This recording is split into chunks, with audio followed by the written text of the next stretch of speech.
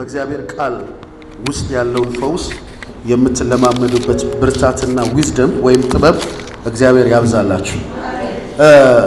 ባለፈው ስንነጋገር እግዚአብሔርን መስማት ነፃነት ነው፣ ነፃነትን ጠብቆ ደግሞ የሚያስኖር ኃይል ነው ብለናል። በዚህ ትምህርት ውስጥ በጣም እንድታስቡ የምፈልገው ነገር እግዚአብሔር ምን ሲናገር ነው ጤነኛ መሆነው ካላችሁ፣ እግዚአብሔር ሲናገር ጤነኞች ነው የምትሆኑት።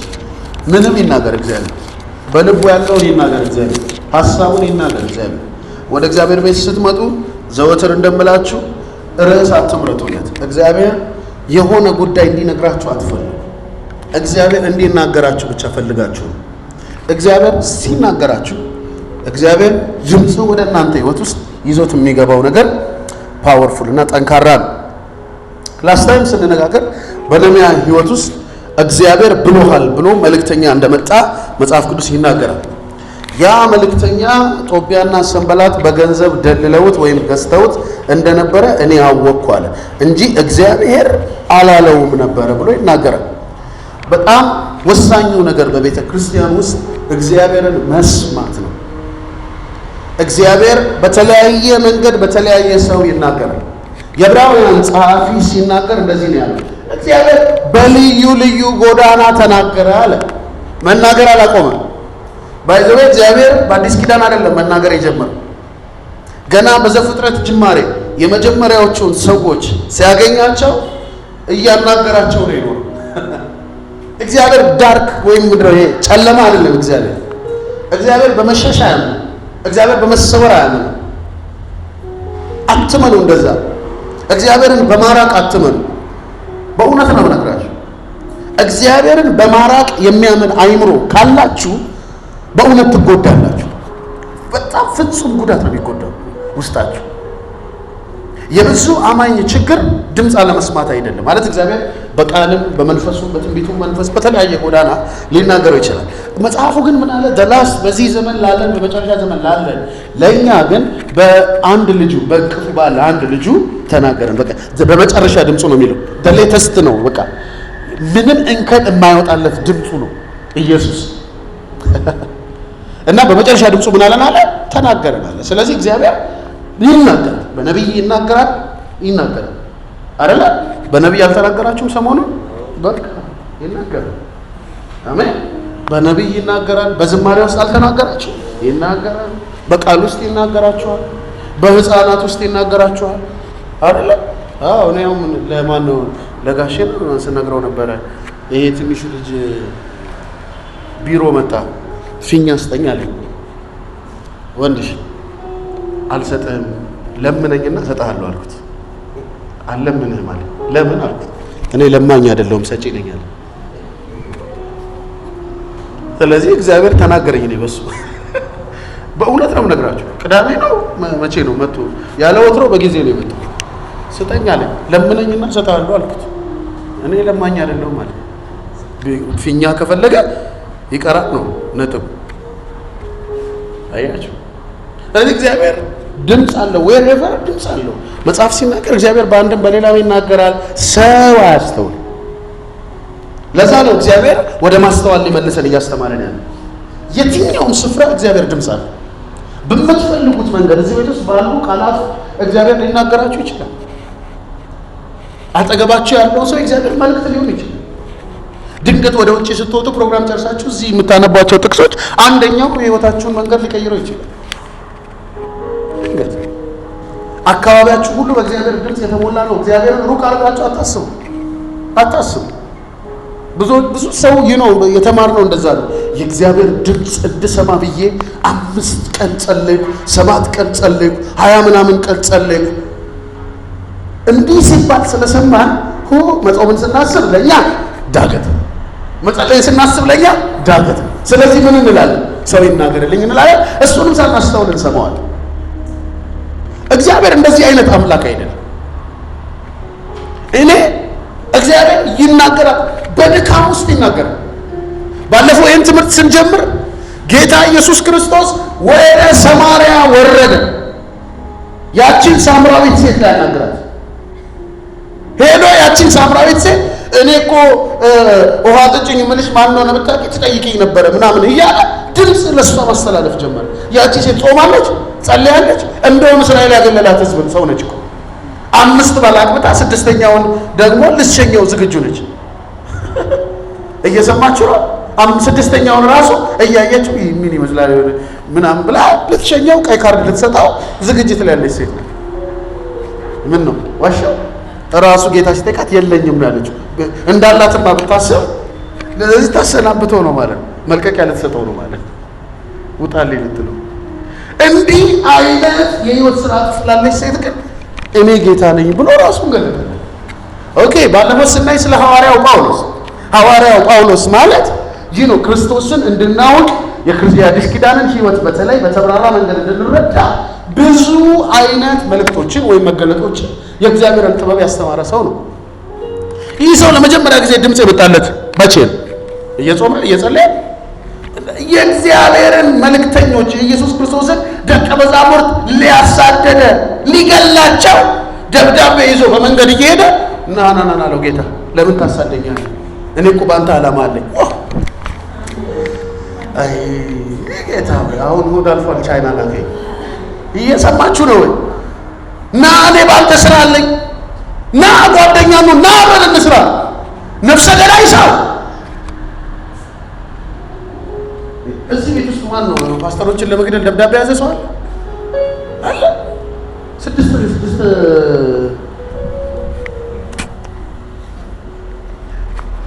በጣም ኤክስትሪም ሄዱና እንዲህ አይነት ሰዎችን ነው እግዚአብሔር ያናገረው።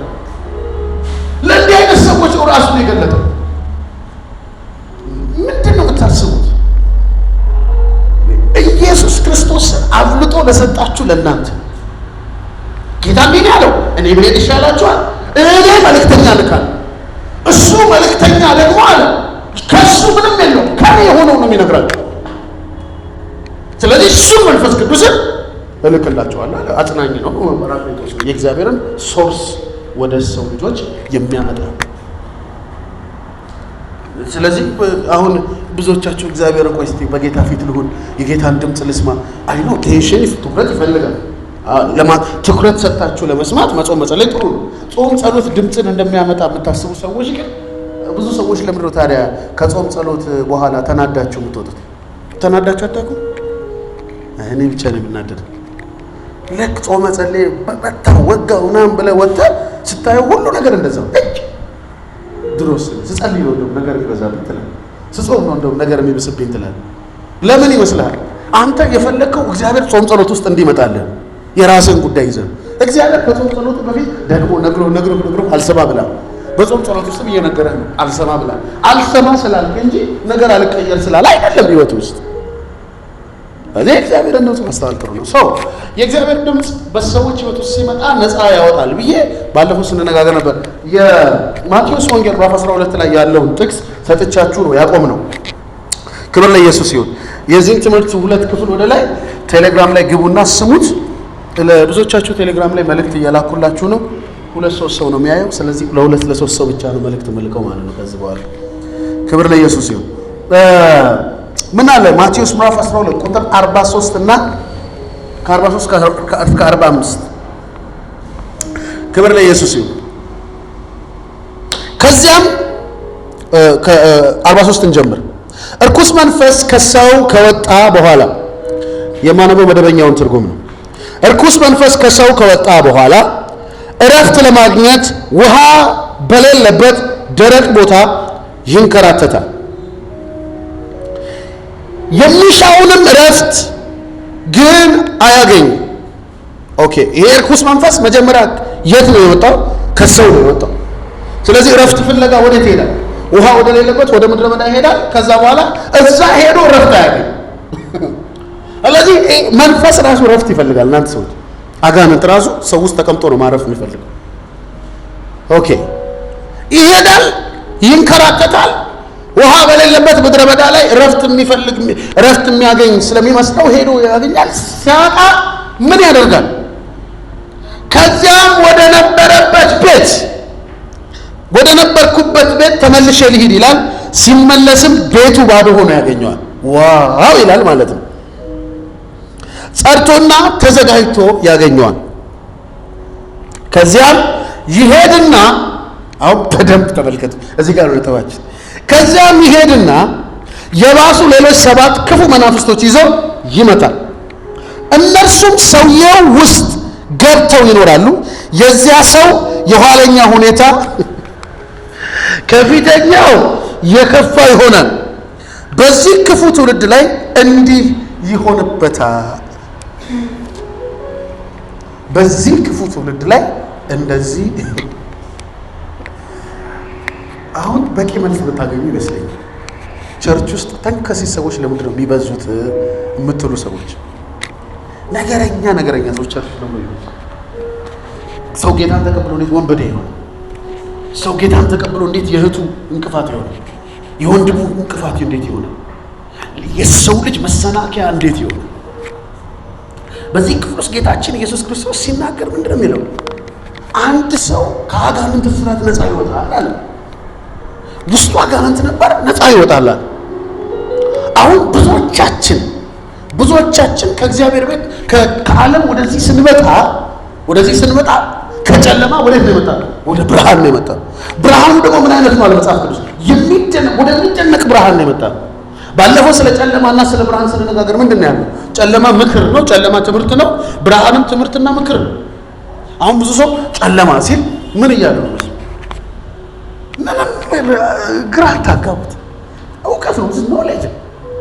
በጨለማ ያለ ሰው የተያዘው አይኑ አይደለም የተያዘው፣ ወይም ደግሞ ውስጡ አይደለም፣ እውቀት ነው የሚይዘው።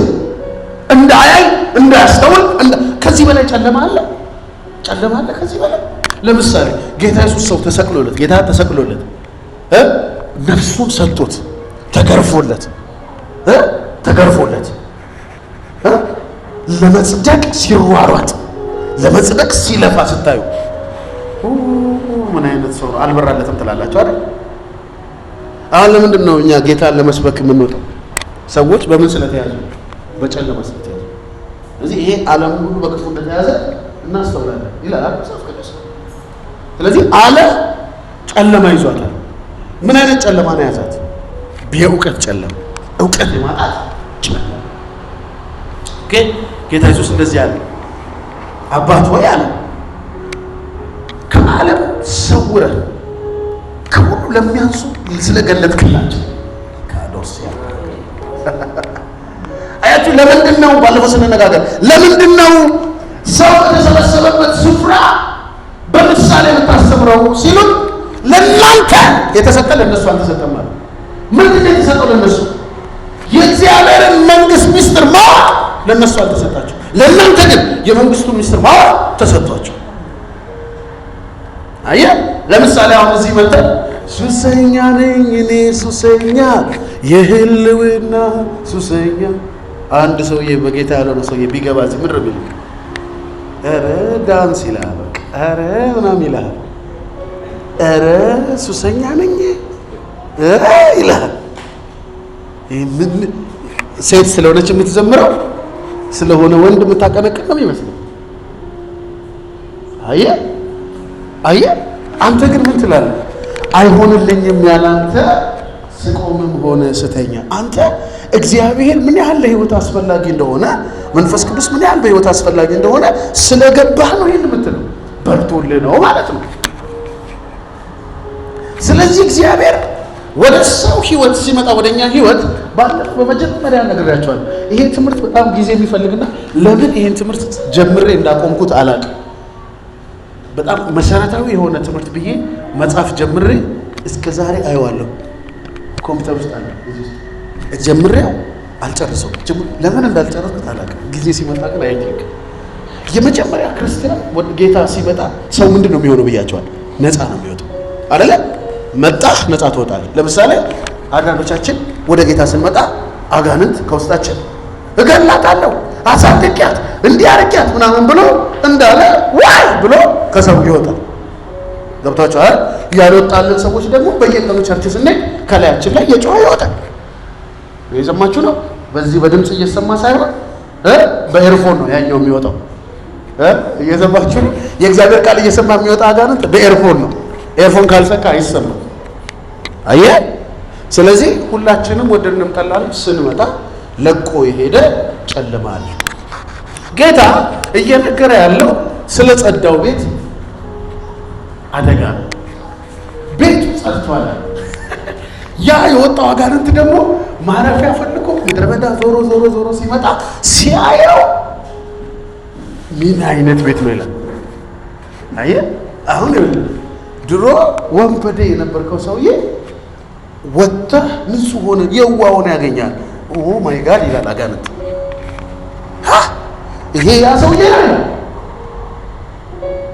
ይሄ ያ ሰውዬ ነው። እቺ ያቺ ሴትዮ ናት ትናንትና እንደዛ ሳንገላታት የነበረችው። ባይዘው ሰው አጋንንቱ ውስጥ ያለ ሰው እኮ ታውቃለህ፣ አጋንንቱ ራሱ ያስጠላዋል። ታውቃላችሁ አይደል? ታውቁሽ እና ከወጣ በኋላ እንዴ እሷ ነች አሜዚንግ ይላል። ይሄን ቤትማ ብቻዬን አልጠቀም፣ እዚህ ቤት ውስጥ ተንሰራፍቼ ብቻዬን አልኖርም። አሁን ንጹህ ስለሆነ የትላንትና አይነት አቅም አይደለም፣ የተሻለ አቅም ያስፈልገኛል ብሎ ያስባል። የብዙ ክርስቲያን ፕሮብለም ነፃ መውጣት አይደለም፣ ነፃነትን ጠብቆ መኖር። ነፃነትን ጠብቆ መኖር። ብዙዎቻችን ነፃ እንወጣለን። ባለፈው ተናግሬያለሁ። ለምን ነው ሰው ከሰው ውስጥ አጋንንት የሚወጣው? ኳየር ሆኖ አገልጋይ ሆኖ ነብይ ሆኖ አንዳንድ ነብይ ሆኖ ነብይ ሆኖ እኔ አሁን ወዳቸዋለሁ። ደህና ናችሁ? ሰላም ናችሁ አይደል? እኔ ይቅርታ አድርጉልኝ። እኔ በጣም ነው የምወዳችሁ፣ ልጠብቃችሁ እንጂ ለክፋት አልናገርም። እቤት ውስጥ ሆነው የሚያገለግሉ በተለይ ቤት ውስጥ ቁጭ ብለው የሚያገለግሉ አገልጋዮች እህቶች፣ በተለይ የሰማችሁ ነው። ኦፊሻል ያልሆነ ስርዓት ያላቸው እህቶች፣ እግዚአብሔር ተናግሮኛል የሚሉ እህቶች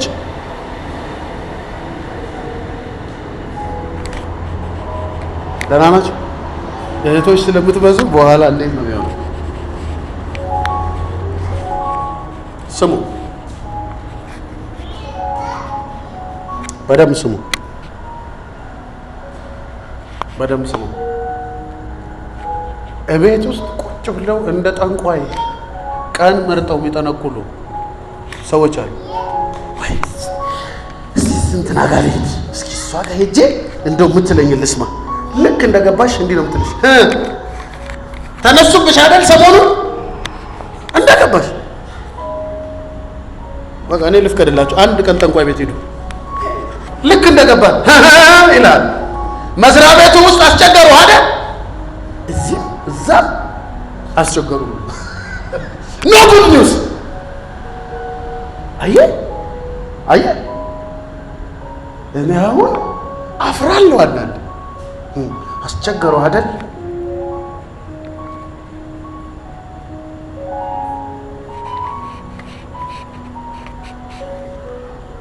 የትኛው እግዚአብሔር የሚልከው መልእክትና ድምፅ ለሰው ጥላቻ እንዲኖርህ ካደረገ ሮንግ ነው።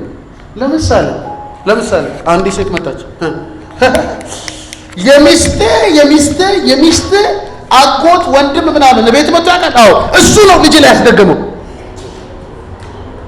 አልሰማችሁ? አትሰሙም እናንተ እንዲህ አይነት ነገር አይደል? ባልኛው ልጁ ስንት ቀን ታማለች፣ ስንት ወር ታማለች። ምን የሚያስብ ይመስላል? ጌታ ሆይ የሚሰራውን አያውቅምና ይቅር በለው የሚል ይመስላል። ቸርች ሆኖ አላያችሁ? የሚስት እናት ነች የደገመችብህ ተብሎ የሚነገር ሰው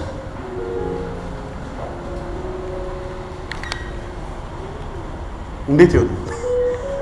ይሄ እግዚአብሔር ነው ካላችሁት መብታችሁ ነው። አብረን እንቀጥላለን። ይሄ ታውቃላችሁ፣ ከእናንተ ጋር መጣላት አልፈልግም። የሚመጣ ድምፅ ሶርሱ ነው። እንዴ አንዳንድ ሰዎች እግዚአብሔር ምስክሬ ነው አገልጋይ ነን ብለው የሚነሱ ሰዎች፣ አዎ በላይቭ ምናምን የሚገቡ ሰዎች ኩል አደራረጓ ራሱ የድሮ ቤቷ የድሮ ስርዓቷ እንደሆነ ያስታውቃል። ዲም ላይ ወከረ ከኋላ ቁጭ ብላ ገባ በሉ ትላለች። ከመንፈስ ዓለም ታስወጣ ነው። ገባ ገባ ብሎ ከዛ ውያለ ገባ ተረጣከታ አረጋ። ልሳኖቻቸው ራሱ አደገኛ ሴቶቹ ብቻ አይደሉም ወንዶቹም ጭምር አውሊያ ያለባቸው ነው የሚመስሉት፣ ወይም ጠቋር መንፈስ ያለባቸው ነው የሚመስሉት። እየነገርኩ ያለው እግዚአብሔር ቤት ውስጥ ስትመጣ ነፃ ያወጣህ እግዚአብሔር ነፃ ወጥተህ ለአንድ ቀን እንትን እንድትል አይደለም የሚጠበቅ ነፃነት። ላስታይም መጀመሪያ ይሄን ትምህርት አስተምር ቆይት ያለ ትምህርት አስተምራቸዋለሁ። አይምሮን ስለመጠበቅ ነፃነትም ይጠበቃል። ነፃነትም ይጠበቃል። ጌታ እንዲህ ነው ያለው፣ የከፋ ነው የሚገባበታል። ጌታ እንዳላቀላችሁ ለዛ ሰው ወየውለታል። በቃ ምን እንደሚሆን እንጃ። ድሮ የነበረው አጋንንት 7 ጊዜ ሲባዛ፣ ድሮ የሚያዝን ከነበረ 7 እጥፍ ነው የሚያዝ ነው። ድሮ የሚጨነቅ ከነበረ 7 እጥፍ ነው የሚጨነቀው። እንቅልፍ የሚያጣ ከነበረ 7 እጥፍ ነው። ኑሮው የማይባረክለት ከሆነ ሰርቶ ባዶ የሚሆን ከሆነ 7 እጥፍ እስራት ውስጥ ይገባል። እዛ ሰው ቸርች ውስጥ አሁንም ድረስ እስቲ ገንዘብ አልባረክ ያላችሁ ሙሉ ጉባኤ ነው የሚያነሳው። እኔ ብዙ ጊዜ እንዲህ አይነት መልእክት ሲመጣ ጉባኤ ቼክ አድርጌ አውቃለሁ። ዞር ስትል ሀብታም ሰው ራሱ ያወጣል። ገንዘብ አለ የሆነ ጤንጤንጤን አድርጎ በመኪና ከፍቶ እንደ አውሮፕላን ጀት የሚሄድ ሰውዬ እጁን ያወጣል። እስቲ እግዚአብሔር እንዲባርከኝ ይፈልጋል ሁሉም ላይ ያወጣል።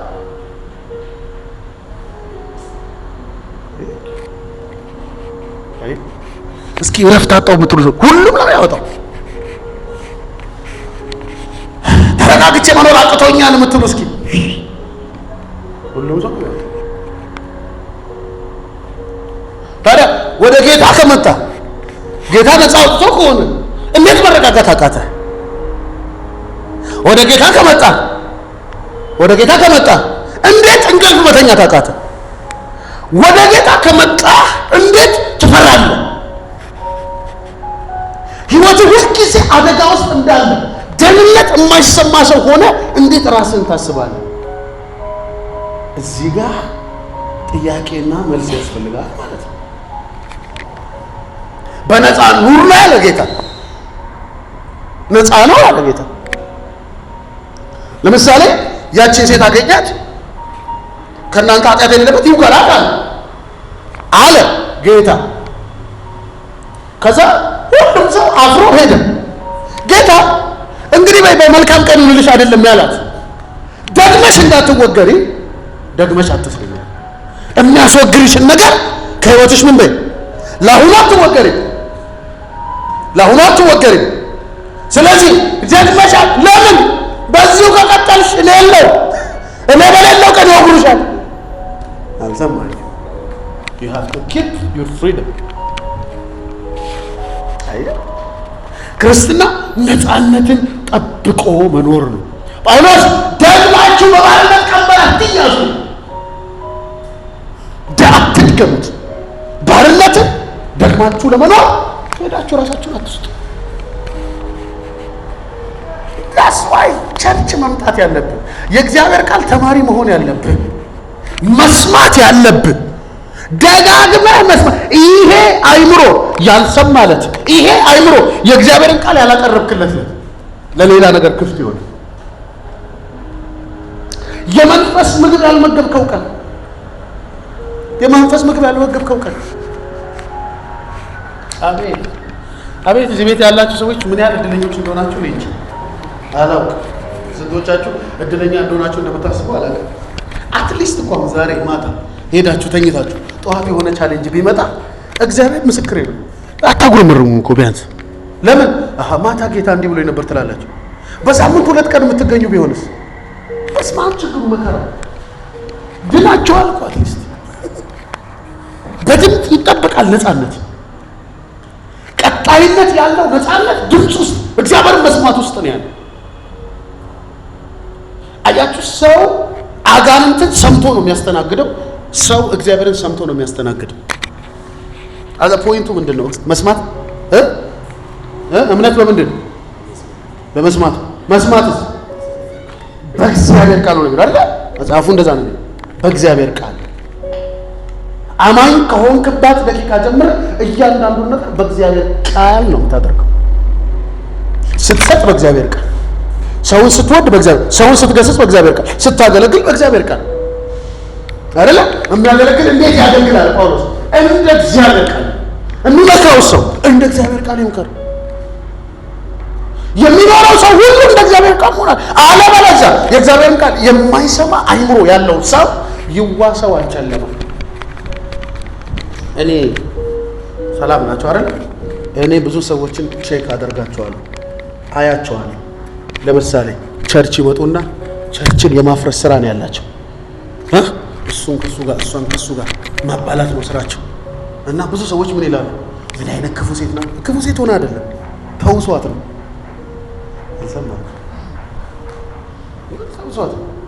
ተውሷት ዳሷ አሁን ሁሉም ሰው እኔ እናቃላችሁ አይደል? ልሳን ሲናገር እኔ ቼክ ማድረገው ፍሬህን ነው ቼክ ማድረገው።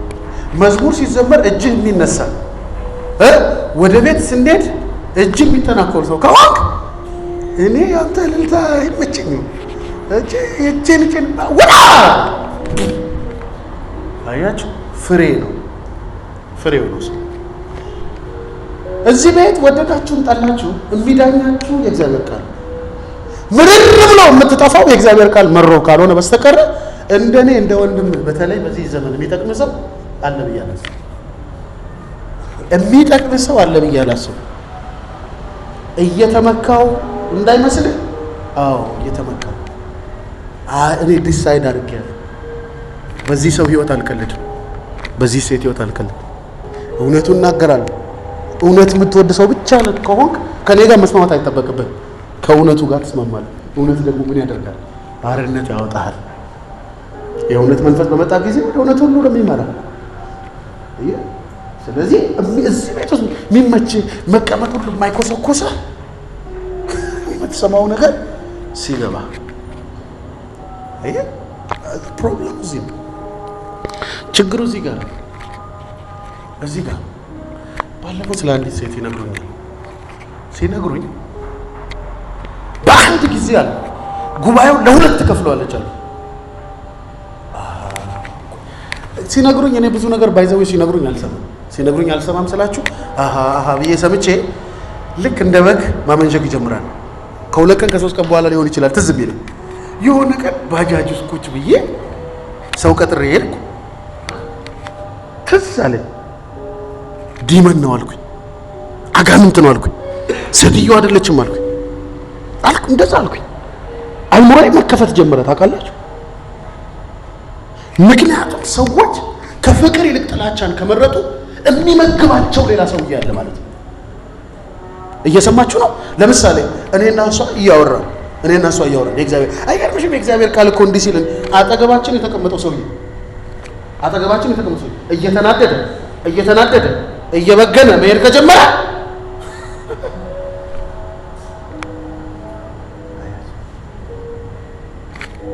ተጠንቀቁ። ህይወታችሁን ጠብቃችሁ መኖር የምትችሉት ምርጫችሁን እግዚአብሔርን መስማት ስታደርጉ ብቻ ነው። አደጋ ውስጥ ነው የምትሆኑት። አሁን ለምሳሌ ቸርች ውስጥ ሀዘንተኛ ሆኖ የሚኖር ሰው እንዳለ ታውቃላችሁ? ሀዘንተኛ በታሪክ ብትኮረው አይስቅም። ብራዘር ላይ ሰበብ ነው የምፈልገው ለመሳቅ እንጂ ምን ነገር ሰበብ ፈልገህ ፈገግ በል እንጂ ሀዘን is depressed በቃ ሀዘንተኛ ነው። ቀና ማለት አይፈልግም። ሀዘንተኛ ነው። ምንድን ነው ስትለው አንድ ቀን ጌታ ሲመጣ ፈገግላለሁ። ግድ የለም ጌታ ሲጎበኘኝ ፈገግላለሁ። መቼ ይጎብኝ ጌታ? ምረት ቀን እኔና ጌታ ቤት እንመጣለን። ምረት የአቡዬ ዕለት ይሻልሃል፣ የገብርኤል ዕለት ይሻልሃል፣ የሥላሴ ዕለት ይሻልሃል፣ የአማኑኤል ዕለት ይሻልሃል። በ28 የት ይሻልሃል? የምትመገበው ምግብ ነው፣ የምትሰማው ድምፅ ነው። ክርስትና እግዚአብሔርን በመስማት የሚቀጠል ህይወት ነው። እባክህ በህይወትህ ዘመን እንዳትለምድ። በህይወትህ ዘመን የእግዚአብሔር ድምፅ የቀለለብህ ከሆነ እዚህ ቆሞ የሚያወራ ሰው ለአንተ ቫሊዩ ከሌለው እመነኝ፣ ሌላ ዓለም ህይወት ውስጥ ይገባል።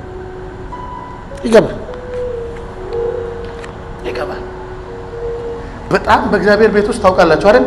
የእግዚአብሔርን ሰዎች የሚጠሉ ሰዎች አሉ። ሰው የእግዚአብሔርን ሰዎች እንዲጠላ፣ የእግዚአብሔር ሰዎች በሰው ፊት እንዲቀሉ የሚያደርግ ማን ነው? እሱ አናቆም እንደ የሚሉ ሰውየውን ያቀለሉ ይመስላችኋል? ድምፅ ነው የሚያቀሉት። እየሰማችሁ ነው? ለምሳሌ ሁሌንም ነግራችሁ እዚህ ቤት ሰው ለመምጣት ወገቡን ይዟል አይደል? አሁን እኔ ቢዝነስ ይመስላችኋል? ወይኔ ጌታው እንዴት ይህ ሰውዬ ግን እንዴት ምናምን አንድም ቀን ብዬ አላውቅም። ያቀለለው አመኑን ይመስላችኋል? ኦኬ ልንገራቸው። የእግዚአብሔር ቃል እንዲህ ነው የሚለው። ሳሙኤል ንጉሥ ሹምለት ሲሉት ጌታው እነዚህ ሰዎች ግን ምን ነካቸው ሲሉት አንተን እኮ አይደለም የናቁት እኔ ነው። ስለዚህ ለፈለጉት ነገር አሳልፈ ስጣቸው።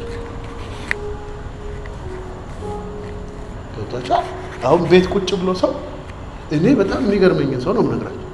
ቤት ቁጭ ብሎ የእግዚአብሔርን ቃል ሰምታችሁ ስትሄዱ አይኑ ደም የሚለብስ ሰው በጌታ ሆኖ ነው ብላችሁ ምንድን ነው ቸርች አበዛሽ?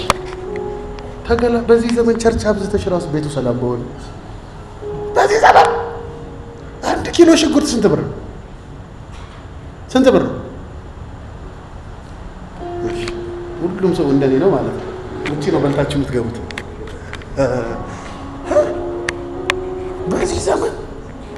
በዚህ ዘመን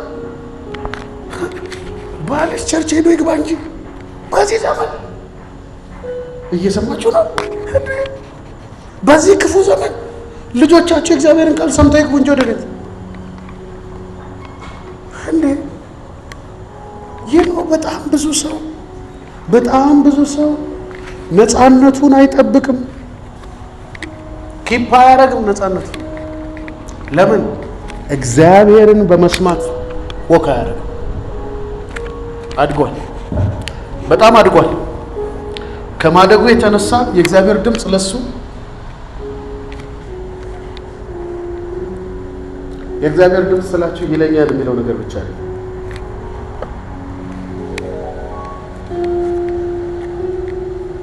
የእግዚአብሔርን ቃል መማር፣ የእግዚአብሔርን ቃል መስማት የሚያገረሽ ጆሮህን የሚያሳክክህ ከሆነ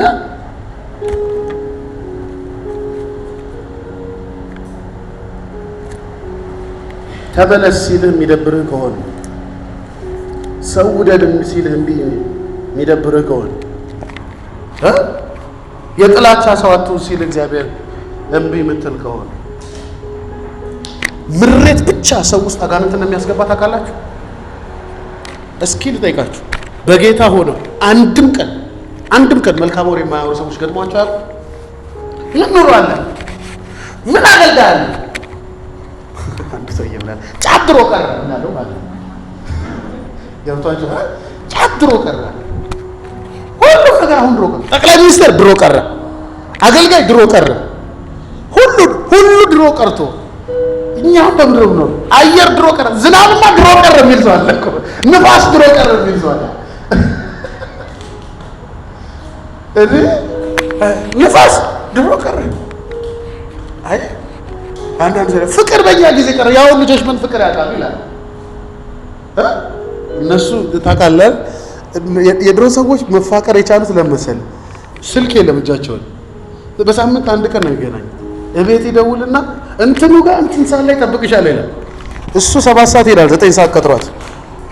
በቃ አሁን ልጆችስ በየእጃቸው ላይ ያለ ሁሉ ነገር።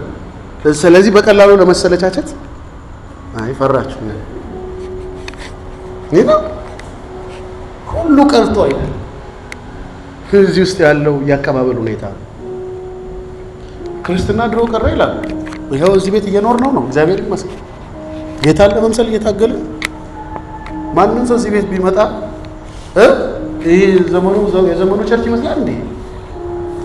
ሌላ የሆነ ሽማግሌ ቸርች የመጣችሁ ነው ይመስላል። የምትሰሙት መዝሙር ሽማግሌ የምትማሩት የምታዩት አለባበስ የሽማግሌ ገብቷቸዋል። ዋይ ተጠንቀቁ፣ በጣም ተጠንቀቁ። እንዴት ሰው ክፉ ይሆናል ቸርች ውስጥ? እንዴት ሰው ነገረኛ ይሆናል ቸርች ውስጥ? አንቺ ክርስቲያን አይደለሽ እንዴ እስክትላ ድረስ ጨካኝ ከሆነች አንድ ሴት መንፈስ ቅዱስ አይደለም ምንጯ። ይግባ። እኔ ነገር እያስተማርኩ አይደለም፣ እውነቱን እየነገርኩ ነው። ሲቲ ስካኑ ይሄ ነው። ስትፈትሸው እንደዚህ ነው በቃ። ስለዚህ አንዳንዶቻችሁ አሁን ማለት ነበር የምትሉ ሰዎች ምንጫችሁ ፈትሹ። በለጭ የሌለባችሁ ሰዎች እንግዲህ ሰይጣንን አታምጣው። የእናንተ ሰይጣን እንደዚህ ቬንቲሌተር መጨመሪያና መቀነቻ መምቻና መሄጃ ነው። ነው ጠንቀቁ። ሶርስ ያሰማም ሁኔታ እግዚአብሔርን ከመስማት ፈቀቅ ምን ሰው ምንም ዋስትና የለው፣ ምንም ዋስትና የለው። ኦኬ አንድ ሰው ቅድም ሲናገር ነበር፣ አለመቃም፣ አለመጠጣት፣ አለመጨፈር፣ አለምናምን ጥሩ ነው አለ። ግን ለእግዚአብሔር መንግስት ውስጥ ለመግባት ዋስትና አይሆንም ማለት። አሁን ዓለም ላይ ያለ ሰው ድሮ በጌታ ያልሆነ ሰው ወይ እኔ እኮ ዓለም ላይ ያለው አልቅም፣ አልጠጣም፣ ምን አይደል ኧረ እባክህ የማይቅም የማይጠጣ ኃጢአተኛ እንጂ የጸደቀ ሰው ልትሆን አትችልም። አያችሁ፣ አትችልም። ብዙ ሰው ከእነዚህ ነገሮች የጸዳ ነው ቸርች ውስጥ የሚመጣ ሰው። ዓለም ላይ ያለ ሰው ማስበውን ተንኮል ቁጭ ብሎ የሚያቀደው እየሰማችሁ ነው። እንዴት አድርጌ ላርጋት ብሎ ነው የሚያስበው። ጌታ በኢየሱስ ደህና ናችሁ? ስለ ሌላ ሰው አይደለም ማወራው፣ እያንዳንድሽ እዚህ ቁጭ ስላለ እኔ ሌላ ሰው ነጭ ወንበር ወንበር ምን ያደርጋል?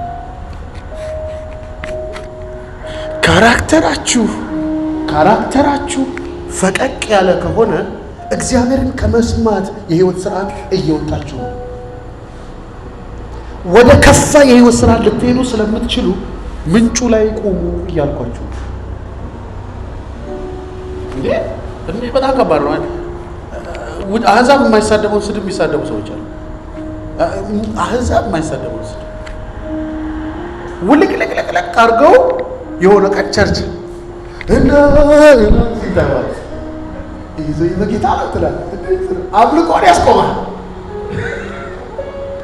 አይ አምልኮን ያስቆማል።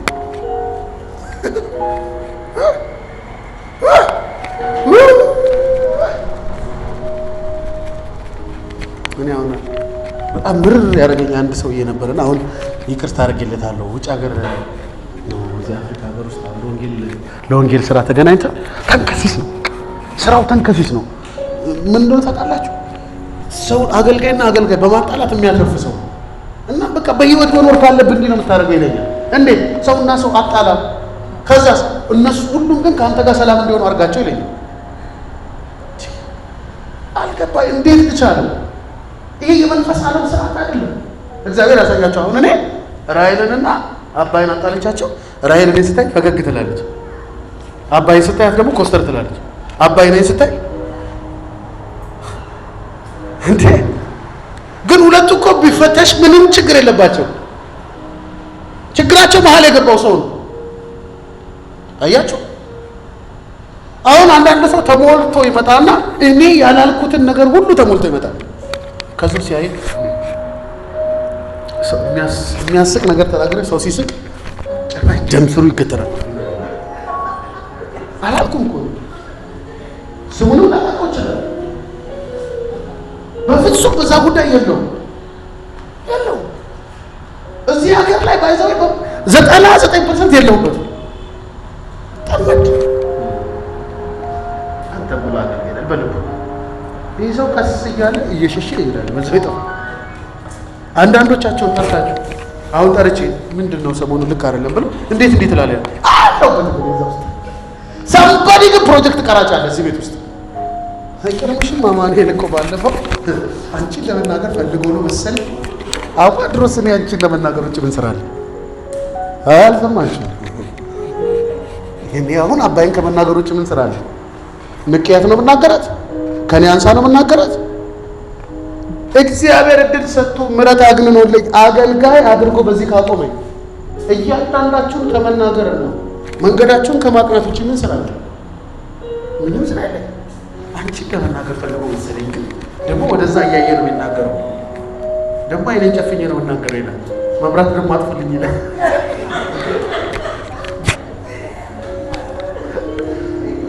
መብራቱን ጠፋ፣ መብራቱን በራ። እዚህ ቤት ከገባ ጊዜ ጀምሮ ተናጋሪ ማለት ግን የሚናገርህ እግዚአብሔር ሊመልስህ ሊያቀናህ እንጂ ሌላ አይደለም። በዚህ የሚያተርፉ ሰዎች አሉ ታውቃላችሁ። ስማርት ያልሆኑ ኖ አማኑኤል እንደዚህ አይልም፣ ኖ አማኑኤል እንደዚህ አይልም፣ እንዲህ አይነት ሰው አይደለም ብላችሁ ካልዘጋችሁት ብዙ ትሰማላችሁ። አረግ እንዲህ አይነት ሰው አይደለችም፣ ትዕግስት እንዲህ አይነት አይደል ቢባል እንኳን አይደለም ብላችሁ ምንጩን ካላደረቃችሁ እንዲህ አይነት ሰዎች መሳሪያ ትሆናላችሁ። የክርስቶስ ቤተክርስቲያን ጠላት ሰው ነው ብዬ ባለፈው ተናግሬ፣ ይሄ ቤት ሰይጣን አያፈርሰው። አመናችሁ ማለት ነው፣ እኛ ነን የምናፈርሰው። ከሰይጣን የተሻለ ጉልበት እኔና እናንተ ውስጥ ነው ያለው። ይሄን ጉባኤ መበተን መሰብሰብ የምንችለው እኔና እናንተ። አለቀ። ስለዚህ ባለፈው እንደነገርኳችሁ ሶስቱ ጓደኛሞች ኃጢአታቸውን ተናዘዙ አልኳችሁ አይደለ? አንደኛዋ ምን አለች? እኔ የእጅ አመል አለብኝ አለች። ዝም ብዬ በቃ የሰው ቦርሳ ካየው እጄ የተኛ ሰው ሁሉ አለች፣ የተኛ ሰው ካየው ኪሱ ግቢ። አንድ ጊዜ አንዱ ሰው እየተኝቶ አለች ገባው ኪሱ አለች። ከዛ ልክ እጄ ኪሱ ሆኖ ነቃብኝ አለች። ምን ይሁን ለታችሁ ይሄን ተቸግራለሁ፣ በዚህ ጉዳይ ጸልዩልኝ አለች አንደኛዋ። ደግሞ እኔ ደግሞ ከባሌዎቼ ከሌላ ሰው ጋር ተሳስቼ ተኝቻለሁ አለች። አንደኛዋስ እናንተ ደግሞ ዘርዘር አድርጋችሁ ተናገሩ እንጂ አንቺ የተኛሽው ከማን ጋር ነው? አንቺስ የሰረቅሽው ምን ያህል? ዲቴል ዘርዘር አድርገሽ አሁን እንጂ አይ አንቺ እኮ ድካምሽን አልነገርሽኝ ማለት የኔ ድካም ወሬ ነው አለች። አሁን ራሱ አለች የሰማሁትን ወጥቼ እስካወራ ውስጤ ቸኮለ ነው አለች። ለእንትና ሂጅ እስክነግራት ለእንትና ሂጅ ወይኔ ጌታው አለች። አንደኛዋ ወይኔ ትዳረች። አሁን ማን ያመኛል? ወንዶች ሁሉ ሲያይ እንዴ ያቺኛው አሁን ቸርች ሄጄ ቦርሳው ሁሉ ሲቀመጥ ሴቶች አምልኮ አቆማለሁ ማለት ነው። አንዳንዶቹን ደግሞ አለች ያልተፈጠረ እየተፈጠርኩ አሳስታቸዋለሁ እና እንጸልይ ይላሉ። አሁን አንዳንድ ጊዜ አላያችሁ ሀሜት ሴቶች እህቶች ምናምን ተንበርክከው የእህቶች የመንደር ጸሎት ውስጥ ይገርማቸዋል ወገኖች። እስኪ እንጸልይ እንትና ሊፋቱ ነው አሉ። በየቀኑ ይደበድባታል ወገኖች። አሁን ይሄ ጸሎት አቃለ እዛ ሰፈር ውስጥ ያልሰሙ ሰዎች ናቸው አብዛኞቹ። አጠገብ ለአጠገብ ተንበርክከው አንቺ ብታወራው ነው አይ ውድቀት የሚያጠኑ ሰዎች አሉ። እንደ ግያዝ ሱቅ የዘጋች እህት ካለች እንትና እኮ ሱቋ ተዘግቷል ወገኖቼ እስኪ እንጸልይላት። አጠገብ ያለ ሰው አልሰማም። ተዘጋለ ሱቋ አንተ አይጸልይም። ይሄን ለቆ አስራታን ስለማትሰጥ ምናምን ማለት ነው የሚጀምረው። አሜን ይላል እንጂ አፉ አይምሮ የለም። ከዛ መጨረሻ ላይ ምን ይላል? ወጥቶ እሱም እስኪያወራ ይቸኩላል። እንትና እኮ ባሏ ለካ አንተ የምትጠቋቁረው እኔ ፀሐይ መስሎኝ ነበር ለካ ባሏ እያገለገላት ነው ይላል። ከዛ ሰፈሩ ሁሉ ቸርቹ ሁሉ ተዳረሰ ማለት ነው። ገብቷቸው ከዛ ቸርች ስትመጣ በሰላም ሀገር ቡጉር እኮ ሊሆን ይችላል አብጦባት ዛሬ መቷታል ማለት ነው አትላለ።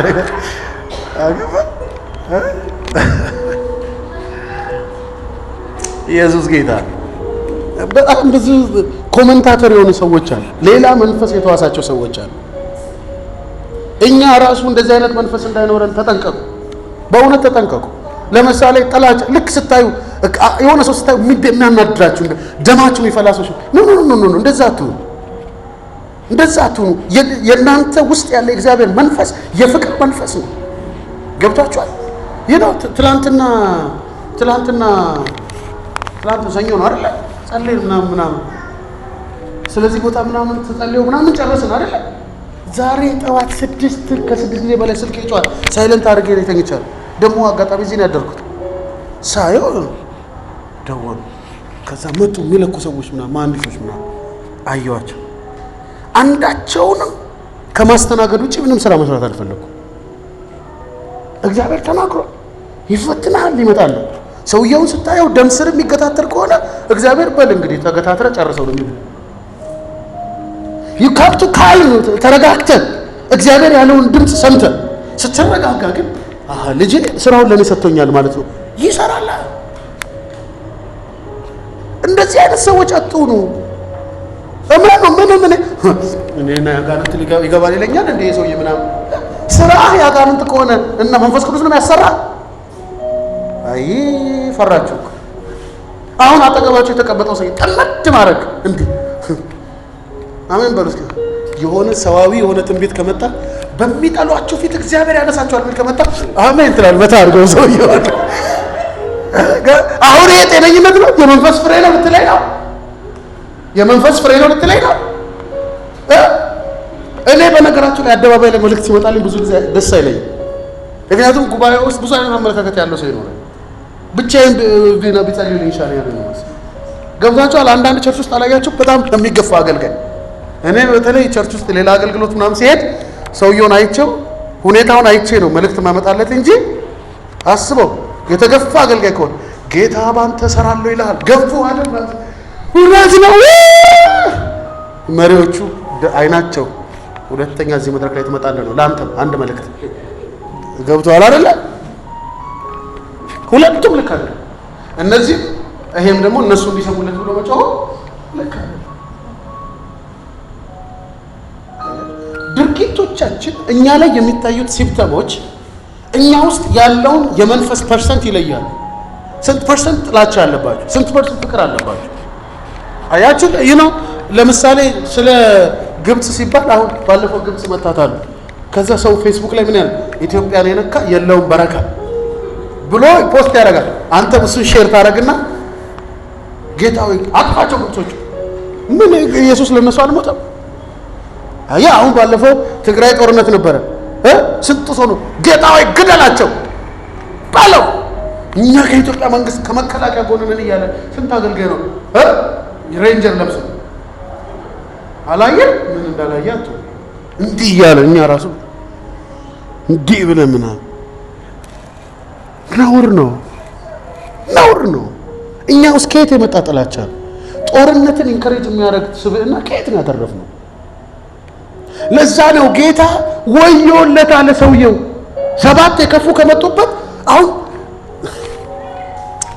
ስንት ሰዓት ነው? 2 ሰዓት ጌታ ልክ እንዳረግ ነው ትላንት እዚህ ክብር ለኢየሱስ። እሺ ነገ እንቀጥል ይሻላል አይደለ? ግን በደንብ ማስተዋል አለባችሁ። የሚታይብን ሲምፕተም የእኛን ሁኔታ የሚወስን ባካችሁ በጣም ተጠንቀቁ። ባካችሁ እላያችሁ ላይ የሚታይ ጌታ ወዮለታል። 7 እጥፍ የገባበት ሰው ወይ ጉድ አለ። በቃ ሌላ ለምን በፊት ጥቅስ አይጠቅስም? አሁን ጥቅስ እየጠቀሰ ነው። ቀዝቃዛ አጋንንት ታውቃላችሁ? ቀዝቃዛ አጋንንት 20 ዓመት 30 ዓመት ኳየር ውስጥ የሚቀመጥ አጋንንት፣ አገልጋይ ውስጥ የሚቀመጥ አጋንንት፣ ምዕመን ውስጥ የሚቀመጥ አጋንንት። ግን ስራው ምንድን ነው? 7 እጥፍ ስለሆነ ጥበብ ያውቃል፣ መታገስ ያውቃል፣ መውደድ ያውቃል። የት ጋር እንደሚመታ ብቻ ይጠብቅልሃል። ሲሰብር ሰበረ። እንደ አይነት ሰዎች አንዳንድ ሰው አጋንንት እንዳለበት አያምንም። መንፈስ ቅዱስ ከኔ ጋር አለ ተብሎ እንደተጻፈ ምናምን ይልሃል። ስራው ግን የተንከሲስ ነው። በቃ ስራው ዲያብሎስ ራሱ ይዋሳል እንደሚባለው አይነት ነው። ቀስ ያረቅ አይታወቀው። አሁን አንዳንድ ህፃናት አላያችሁ ሲያፈርሱ? አሁን ቤት ውስጥ የሚጮህ ረባሽ ሳለች ጸጥ ካለ ጥፋት ይዟል ማለት ነው። ታውቃላችሁ? አሁን ቸርች ውስጥ አንዳንድ ሰው ጸጥ ካለ እኔ ያን ሰውዬ ነው የማየው። ያ ሰውዬ ነው የማየው። የማያገለግል ግን ቸርች የማይቀር ሰው ካለ ቀስ ብዬ ከኋላው በመንፈስ ቤቱ ሲሄድ በመንፈስ ከኋላው ከመንፈስ ኋላ ሲበላ በመንፈስ ኋላ ጌታ ምስክሬ ነው አገኘዋለሁ። ምክንያቱም አጥፊ ሰው ጸጥ አንገቱ ቸርች ውስጥ ብዙ አይነት ሰው ለማንኛውም ወደፊት እንማራለን። ሰው ነፃነትን ኪፕ ማድረግ እንዴት እግዚአብሔርን ድምፅ በመስማት እንደሆነ እናያለን። እያየነው እዚህ ላይ ትንሽ እንቆያለን። ነገር ግን እላያችሁ ላይ ምልክት ይሁን። ትዕግስት ከሌላችሁ ስማችሁ ብቻ እኮ ትዕግስት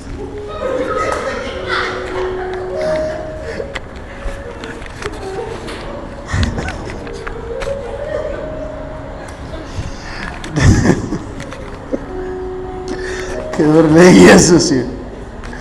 እስቲ ላስተማረ መንፈስ ቅዱስ ክብር ይሁን። ሃሌሉያ።